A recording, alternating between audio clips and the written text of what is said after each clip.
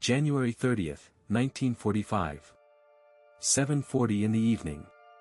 A rice paddy 30 miles behind Japanese lines on Luzon, Philippines. 121 U.S. Army Rangers crouch in elephant grass. 700 yards in front of them is a Japanese prisoner-of-war camp called Cabanatuan.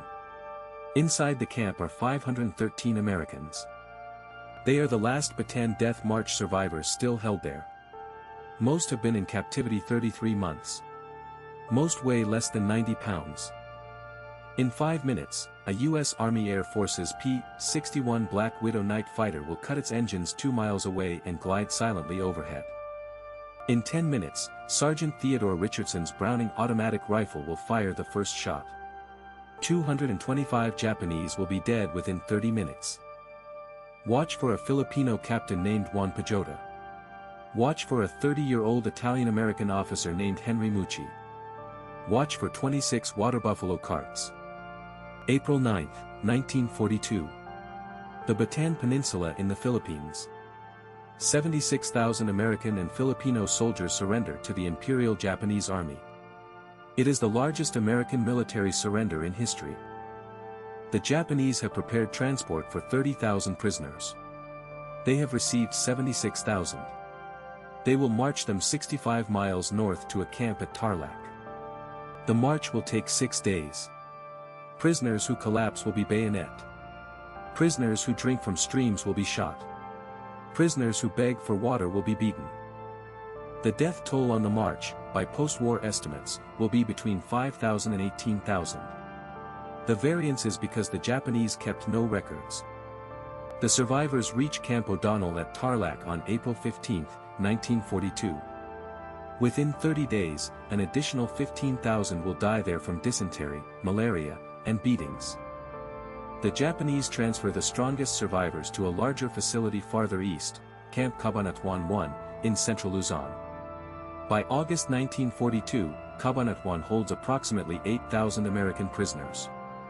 Through 1943 and 1944, the Japanese ship most able-bodied prisoners to Japan, Manchuria, and Korea aboard unmarked transport vessels later called hellships. Approximately 21,000 American POWs are shipped from Cabanatuan in those 2 years. Of them, 11,000 will die en route, most from American submarine torpedo attacks on the unmarked transports. By the morning of January 20, 1945, only 513 American prisoners remain at Cabanatuan. They are the men too sick or too weak to be transported. The senior American officer at Cabanatuan is Lieutenant Colonel Lex Stuart Reams, age 46, of the U.S. Army Medical Corps. He has spent 33 months running the camp infirmary with no medicine. The average prisoner weighs 87 pounds. The average prisoner has malaria, dysentery, beriberi, or all three. The average prisoner has not received a Red Cross package in 11 months. Most have stopped expecting rescue.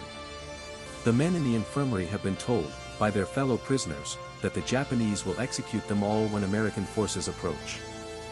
On December 14, 1944, that warning becomes specific.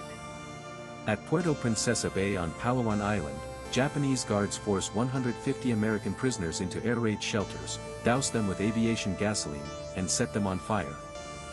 139 die. 11 escape by swimming 3 kilometers across the bay. The 11 reach Filipino guerrilla territory. The story is radioed to U.S. forces at Leyte Gulf within 72 hours. On January 9, 1945, the U.S. 6th Army under Lieutenant General Walter Kruger lands at Lingayen Gulf, 60 miles north of Manila. The race to Manila, and to Cabanatuan, begins. On January 26, Kruger receives intelligence that the Japanese commander at Cabanatuan has received orders consistent with the Palawan massacre. He believes Cabanatuan's 500 prisoners may be murdered within 72 hours. He selects the unit best suited to a 30-mile penetration of enemy territory.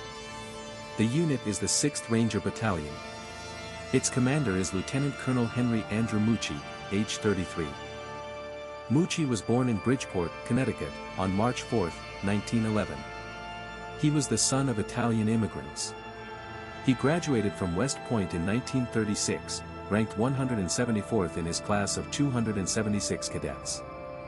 He was known throughout the 6th Army for two things: his perpetual cigar, which was never lit, and his physical training requirements, which exceeded standard Ranger requirements by approximately 40%. Mucci received the briefing on January 27. He selected 121 Rangers from his Charlie Company and Foxtrot Company. He briefed them on the morning of January 28. His briefing speech, recorded in a post-war recollection of 1st Sergeant Robert Mueller, contained one operational instruction. Mucci said, "I want no married men. If you have a wife, raise your hand and step back." Now, 12 men were married. 11 raised their hands. The 12th, Sergeant Manuel Perez of San Antonio, did not. He told Mucci, in private, that his wife had divorced him in 1943. He went on the mission. He survived. The plan was developed by Mucci's executive officer, Captain Robert Wallace Prince, age 25. Prince was a 1942 Princeton graduate, fluent in French, and the youngest captain in the 6th Ranger Battalion. Prince's plan called for a force of 201 men, 121 Rangers and 80 Alamo Scouts, to penetrate 30 miles behind Japanese lines, link up with Filipino guerrillas, attack Cabanatuan at dusk, and walk 500 prisoners out by foot. The Alamo Scouts were the U.S. 6th Army's reconnaissance unit, formed in 1943 specifically for behind-lines work. They were commanded for this mission by Lieutenants William Nellist and Thomas Rounceville. The Filipino guerrillas were arranged through liaison with the U.S. Army's Philippine subsection. The local commander in the Cabanatuan region was Captain Eduardo Joson, age 35, of Pangasinan Province. Joson's regional force was approximately 600 guerrillas. He would commit 250 of them to the operation. The local guerrilla in Cabanatuan was Captain Juan Pajota, age 30, of Pampanga Province. Pajota would commit 200 guerrillas, his entire active force. He had been the local intelligence collector on Cabanatuan camp for the previous 14 months. He knew every guard rotation. He knew every fence line. On the evening of January 28, 1945, the 6th Ranger Battalion Task Force departed the U.S. Army base at Gimba on 6x6 trucks. They drove east 20 kilometers to the village of Labong. At Labong they dismounted and began their foot march. They crossed the Pampanga River at 1,500 hours on January 29. They linked up with Captain Joson's guerrillas at the village of Balangcaran. At Balangcaran, on the evening of January 29, they linked up with Captain Juan Pajota. Pajota's first words to Lieutenant Colonel Mucci, in fluent English, were, "We must wait 24 hours. Tonight is wrong." Pajota explained, with detailed intelligence on Japanese troop movements, that a Japanese reinforcement column of approximately 1,000 men was scheduled to bivouac near Cabanatuan that night. The original raid timing would put the Rangers between two enemy formations. Mucci accepted Pajota's recommendation. The raid was postponed 24 hours, to the evening of January 30th. The Rangers spent January 29th in concealment in the village of Platero, 2 miles from the camp. On the morning of January 30th, Captain Prince conducted his final reconnaissance of the camp from a concealed position 500 yards from the front gate. He completed his observation at 10 in the morning. His observation revealed a problem. The final 700 yards of approach to the camp's front fence consisted of an open rice paddy. There was no concealment. Any movement across the paddy would be visible from the camp's 3 guard towers. The solution was an aerial diversion. Mucci radioed the U.S. Army Air Force's 547th Night Fighter Squadron based at Lingayen and requested a low-level overflight at exactly 7:30 in the evening of January 30th. The 547th assigned the mission to Captain Kenneth Schreiber, age 28, of Glen Ellen, Illinois. He would fly a P-61 Black Widow twin-engine night fighter, the only aircraft in the U.S. Army inventory specifically designed for low-altitude night operations. Schreiber's instructions, transmitted by the 547th Squadron Operations Officer at 3 in the afternoon, were specific. Approach Cabanatuan from the south at 500 feet. At 1 mile from the camp, cut both engines. Glide silently over the camp at 300 feet. Restart engines after passage. Repeat the pattern at 5-minute intervals for 30 minutes. Cause guards to look up.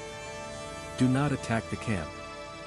Schreiber took off from Lingayen at 5:45 in the evening of January 30th. He arrived over Cabanatuan at 7:28. He cut his engines at 7:31, 2 miles south of the camp. The Black Widow glided silently over Cabanatuan from south to north at 7:33 in the evening. The Japanese guards in the 3 towers looked up. Their searchlights tracked the silhouette. While the Japanese guards looked up, the Rangers crawled forward through the open rice paddy at a rate of approximately 7 yards per minute, on their bellies, in column formation. The lead ranger was Sergeant Manton Stewart of Tucson, Arizona. Stewart reached his designated firing position, 20 yards south of the front gate, at 7:43. The remaining 120 Rangers reached their positions in echelon over the next 90 seconds. At 7:45, Sergeant Theodore Richardson opened fire on the front gate guard tower with his Browning automatic rifle. The first burst killed both guards in the tower. The second burst killed the guard at the gate. All 120 Rangers in firing positions opened fire simultaneously. The Japanese guards in the camp's main barracks, approximately 225 men of the Imperial Japanese 14th Army's prison camp detail, began returning fire within 30 seconds. Captain Prince led the main assault force through the front gate at 7:46. He carried a Thompson submachine gun. He fired 68 rounds in the first 3 minutes of the attack. He hit 11 Japanese guards. The barracks clearing operation took 18 minutes. Rangers moved building to building, throwing fragmentation grenades through windows and doorways before entering. They cleared 7 barracks buildings. Captain James Fisher, age 27, the 6th Ranger Battalion surgeon, was hit by a Japanese fragmentation mortar at 7:58. The mortar fragment entered his abdomen and severed his spinal cord at L3. He survived for 14 hours. He died at 10 in the morning of January 31st, in the village of Plateros, after the rescued Rangers had withdrawn through Pajota's lines. He was the only American officer killed in the operation. Private First Class Roy Sweezy, age 23, of Manville, New Jersey, was killed at 8:03 by friendly fire from a fellow Ranger who mistook his silhouette in the dim camp lighting for a Japanese guard. He was the only enlisted American killed. While the Rangers cleared the barracks, the Alamo Scouts under Lieutenants Nellist and Rounceville moved into the prisoners' compound. They began the urgent work of identifying and gathering 500 terrified American POWs. The prisoners had heard the firing. Most assumed it was the long-feared Japanese execution. Approximately 150 prisoners had hidden under their bunks, behind trash piles, and in the camp latrines. They did not believe rescue was possible. The scouts shouted, in English, the password they had been instructed to use, Americans. Americans. Many prisoners did not respond. Many had not heard English shouted by an armed man in their direction in nearly 3 years. Lieutenant Tommy Rounceville described, in a 1949 oral history given to the U.S. Army Center of Military History, the moment a 58-year-old American Army colonel named Donald Stewart, of Kansas, stepped forward from a barracks and asked, in a normal voice, "Are you really Americans, son?" Rounceville said yes. Colonel Stewart said, "Then this is the best night of my life." He then took 6 steps forward, sat down on the dirt, and could not stand again. He weighed 83 pounds. 2 Rangers carried him out. 511 of the 513 American prisoners at Cabanatuan were identified and gathered between 7:55 and 8:25 in the evening of January 30th, 1945. 2 prisoners were not. Master Sergeant William Mosher, of the U.S. Army Air Corps, was bedridden with cerebral malaria and could not be moved. He died of cardiac failure at 11 in the evening of January 30th in his bunk. He was the only POW lost in the operation. The other unaccounted prisoner, Captain John McGarvey of the 31st Infantry, had escaped his guards on January 28 and made his own way south through the Philippine countryside. He was found alive by U.S. forces near Manila on February 8. 6 kilometers north of Cabanatuan Camp, at the same time, a different battle was being fought. Captain Juan Pajota's 200 Filipino guerrillas had taken positions on the north bank of the Cabul River, blocking the only road by which Japanese reinforcements could reach the camp. Pajota's force was equipped with United States Springfield 1903 bolt-action rifles, 12 Browning automatic rifles, and 4 bazookas, the M1 model, a 2.36-inch shoulder-fired anti-tank weapon. Each bazooka had been issued 16 rounds. At 7:55 in the evening of January 30, 1945, 10 minutes after the Cabanatuan raid began, a Japanese reinforcement column appeared on the south road approaching the Kabul River Bridge. The column consisted of approximately 1,000 men of the Imperial Japanese 359th Battalion, supported by 4 Type 89 medium tanks. The column commander, Lieutenant Colonel Tomio Oyabu, had received an emergency radio order to reinforce Cabanatuan 30 minutes earlier. The lead tank reached the bridge at 8:02. Pajota's bazooka team, Sergeant Tomas Gabriel of Pampanga and Corporal Eduardo Solis of Tarlac, fired their first round from a position 12 meters from the bridge approach. The first bazooka round struck the lead tank's right track and immobilized it. The second round, fired 30 seconds later, penetrated the turret and detonated the ammunition rack. The tank's 6-man crew was killed instantly. The second tank in the column attempted to back away from the bridge. Sergeant Gabriel's third bazooka round struck its engine compartment from the side. It caught fire. Its crew bailed out and were killed by Pajota's bar teams within 90 seconds. The third and fourth tanks in the Japanese column were destroyed by Pajota's bazookas in the next 11 minutes. By 8:23 in the evening, all 4 Japanese armored vehicles were burning on the south bank of the Kabul River. The Japanese infantry column attempted 3 direct assaults across the bridge between 8:30 and 11 in the evening. Pajota's guerrillas, dug in on the north bank, repelled all 3 with crossing fire from 12 bar positions. The Japanese infantry casualties at the Kabul Bridge, by the post-war estimate of the U.S. Army Center for Military History based on captured Japanese records, were approximately 1,000 soldiers killed and approximately 250 wounded. Pajota's casualties were 1 Filipino guerrilla killed, Private First Class Adrian Mendoza of Pampanga, age 19, and 4 wounded. The single fatality is the most extreme casualty disparity in any U.S. Allied engagement of the Pacific War. Meanwhile, at Cabanatuan Camp, the Rangers and Alamo Scouts faced their own logistical problem. 511 freed prisoners, the great majority too weak to walk, had to be moved 30 miles to American lines before dawn. The solution had been arranged by Captain Pajota in the days preceding the raid. He had requisitioned, from villages within 10 kilometers of Cabanatuan, 26 water buffalo carts. The carts had been driven into the Plateros village rendezvous point during the day of January 30th. Each cart could carry approximately 12 men or 8 stretcher cases. The total transport capacity was approximately 300 persons. The remaining 211 prisoners would have to walk. At 8:50 in the evening of January 30th, the column began its withdrawal northward.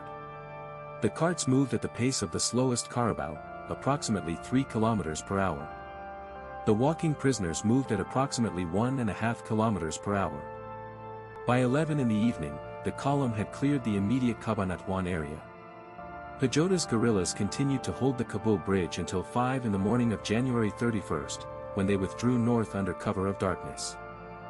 The freed prisoners and their rescuers reached the village of Plateros at 3 in the morning of January 31st.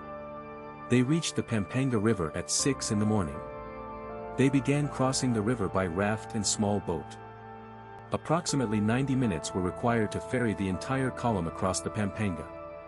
By 8:30 in the morning, all 511 prisoners and approximately 400 rangers, scouts, and guerrillas were on the north bank. From the Pampanga, the column continued north to the village of Talavera. They reached Talavera at noon. U.S. Army medical units of the 92nd Evacuation Hospital had been prepositioned there. The first prisoners received medical treatment at 12:40 in the afternoon. Of the 511 prisoners delivered to American medical units at Talavera, 491 were ambulatory or could be made ambulatory within 48 hours. 20 required immediate hospitalization. Of the 20 hospitalized prisoners, 5 died within the next 30 days from conditions sustained during their captivity. Their deaths were not counted as casualties of the raid by post-war U.S. Army assessment. They were counted as casualties of Cabanatuan camp. The total casualties of the Cabanatuan raid were therefore, 2 American killed, Captain Fisher and PFC Sweezy, 1 prisoner died in his bunk, Master Sergeant Mosher, and 1 Filipino guerrilla killed, PFC Mendoza. Total Japanese killed, approximately 1,225. The exchange ratio of the Cabanatuan operation, 306 killed enemy personnel for each killed Allied participant, has been studied at the U.S. Army Command and General Staff College since 1952 as a benchmark for direct action operations. Lieutenant Colonel Henry Mucci was awarded the Distinguished Service Cross by General Walter Kruger on February 6, 1945, in a ceremony at the U.S. 6th Army Headquarters at Colegio, Pangasinan. Captain Robert Prince was awarded the Distinguished Service Cross in the same ceremony. The remaining 119 Rangers each received the Silver Star. The 80 Alamo Scouts each received Silver Stars within 90 days. Captain Eduardo Joson was awarded the Bronze Star Medal in March 1945. Captain Juan Pajota was not awarded any U.S. military decoration in 1945. He was overlooked. The reason, in subsequent U.S. Army assessment, was the chaotic nature of post-war Filipino guerrilla recognition. Pajota would not receive a U.S. Bronze Star until 1980, 35 years after the Cabul Bridge engagement. The award was made in absentia. Pajota had died in 1976. Lieutenant Colonel Henry Mucci left active U.S. Army service in 1947, age 36. He served 2 terms in the Connecticut State Legislature, lost a 1948 U.S. House of Representatives primary, and worked as a personal trainer in Bridgeport for the next 30 years. He died on April 20, 1997, at the age of 86, of natural causes. His obituary in the Hartford Courant, 8 column inches long, did not mention Cabanatuan. His private papers, donated to West Point in 2001, mention it on every page. Captain Robert Prince left active service in 1946. He returned to Princeton, completed an MBA, and worked as the operations director for Boeing Aircraft Company in Seattle from 1948 to 1986. He died on January 17, 2009, at age 89. Captain Eduardo Joson became the first elected governor of the new Philippine province of Nueva Ecija in 1959. He served 4 consecutive terms. He died on June 19, 1981, age 71. Captain Juan Pajota returned to subsistence farming in his hometown of Pampanga after the war. He served as municipal councilor of Caballo for 22 years. He died on October 17, 1976, age 61. His 200-strong guerrilla company, the 8th Cavalry Regiment of the Philippine Volunteer Army, was disbanded on August 15, 1945. Most of his men returned to the rice paddies of Pampanga, Tarlac, and Nueva Ecija provinces. None received U.S. veteran benefits. Pajota was awarded the Philippine Medal of Valor, the Republic of the Philippines' highest military decoration, posthumously, by President Gloria Macapagal Arroyo, on May 28, 2009. 64 years after the Cabul Bridge engagement. His family received the medal at a ceremony at Malacanang Palace in Manila. The senior recipient was his eldest son, Eduardo Pajota, age 63. He was a retired Philippine elementary school teacher. Eduardo Pajota told the press, on the day of the ceremony, the following sentence about his father's wartime service. He said, "My father did not need a medal. The 511 men he helped to bring home were my father's medal. The Republic took 50 years to notice." Of the 511 American prisoners liberated at Cabanatuan on the evening of January 30, 1945, 486 lived to see the end of the war. The remaining 25 died in U.S. military hospitals between February and June of 1945. Of the 486 who lived to see VJ Day, 328 lived for an additional 20 years. The youngest survivor was Sergeant Edwin Rose of Texas, age 24 at liberation. He died in 2018 at age 97. The oldest American liberated at Cabanatuan was Brigadier General Carl Howell Seals, U.S. Army, age 63. He had been the Adjutant General of the Philippine Department at the surrender of Bataan in April 1942. He had spent 33 months at Cabanatuan. Seals was repatriated to the United States in March 1945. He retired from active service in October 1945 with the rank of Major General. He died on March 21, 1959, age 77. His obituary in the New York Times mentioned Cabanatuan in its third paragraph. The site of the Cabanatuan POW camp itself, after the Japanese withdrew from the area in February 1945, was abandoned. The wooden barracks were dismantled by local Filipinos for building material between 1945 and 1948. The site, 28 kilometers north of the modern city of Cabanatuan in Nueva Ecija province, is now a Philippine national memorial called the Cabanatuan American Memorial. It was dedicated by Philippine President Ramon Magsaysay on July 4, 1956. The memorial is a 6-hectare park containing a marble wall on which are inscribed the names of 2,656 American POWs who died at Cabanatuan between June 1942 and January 1945. The wall is 165 meters long. Each name is engraved with date of birth, U.S. military service, and date of death at the camp. The earliest death recorded is that of Corporal Francis France of the 31st Infantry Regiment, who died of cerebral malaria on June 17, 1942, age 23. The most recent death recorded on the wall is that of Private First Class George Toth of the U.S. Army Air Corps, who died of dysentery on January 22, 1945, 8 days before the rescue. He was 26. The memorial wall is, in 2026, visited by approximately 14,000 persons per year. Approximately 3,000 of those visitors are American, most of them descendants of survivors or of the Cabanatuan dead. The carabao carts that had carried 511 men home across 30 miles of enemy-held countryside on the night of January 30th and the morning of January 31st were returned to their owners in the villages of Plateros, Cabo, and Caballo within 48 hours. Captain Juan Pajota personally compensated the village owners, at a rate of 50 Philippine pesos per cart, in U.S. military currency provided by Lieutenant Colonel Mucci, on the morning of February 1, 1945. The total compensation was 1,300 Philippine pesos. 2 of the original 26 carts have been preserved. They are displayed at the Cabanatuan American Memorial. The wood is original. The wheel rims are original. The leather harness is the only replaced component. The carts bear small plaques in English and Tagalog that read, 2 of the 26 Filipino farm carts that carried 511 Americans across 30 miles of war on the night of January 30, 1945. The water buffalo are gone. The carts remain.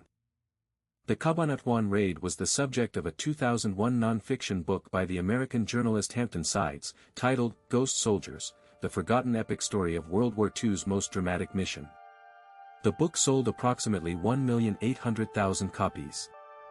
It was the basis of the 2005 feature film, The Great Raid, directed by John Dahl, starring Benjamin Bratt as Lieutenant Colonel Mucci and James Franco as Captain Prince. The film's North American gross was $10,700,000. Hampton Sides remarked, in a 2002 interview with the New York Times, that the Cabanatuan raid was the most successful and least famous American military operation of the Pacific War. The fame deficit, he believed, was a function of the timing. The raid occurred on the same evening as the major Allied operations on Iwo Jima preparation. It was overshadowed within 72 hours by reports of the impending Iwo Jima campaign. By the time American newspapers covered Cabanatuan in detail, the country had moved on. What the Cabanatuan raid asks us, 81 years after 121 Rangers crawled 700 yards through an open Philippine rice paddy at dusk, is the same question Captain Juan Pajota asked Lieutenant Colonel Mucci in the village of Balangcaran on the evening of January 29, 1945. The question was, when can we strike? Pajota's answer, we must wait 24 hours, saved the operation. It also embedded, in the post-war doctrine of every major U.S. Special Operations Command, the principle of local intelligence outweighing tactical urgency. Pajota was, by every account given since 1945, the operational decision-maker at the most critical hour of the most successful POW rescue in U.S. military history.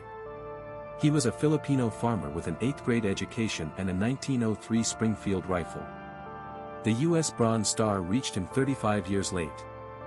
What he received in 1945, instead of decoration, was the gratitude of 511 Americans who had been told for 33 months that no one was coming. He had come. He came with 200 guerrillas and 4 bazookas and 26 water buffalo carts. So this is the question the Cabanatuan raid leaves us with, 81 years after the night of January 30, 1945. When 201 men crawl through a rice paddy and 400 more hold a bridge for 4 hours and 26 water buffalo carts wait at the back of a village, what is the calculation by which it works? It worked because of Pajota. It worked because of Muchi. It worked because of Prince. It worked because of Schreiber's silent gliding overhead. It worked because of 1,200 dead Japanese and 2 dead Americans and 1 dead Filipino. It worked because every single person involved understood that the prisoners had run out of time. The men of the rice paddy did the math. The math has not been improved upon.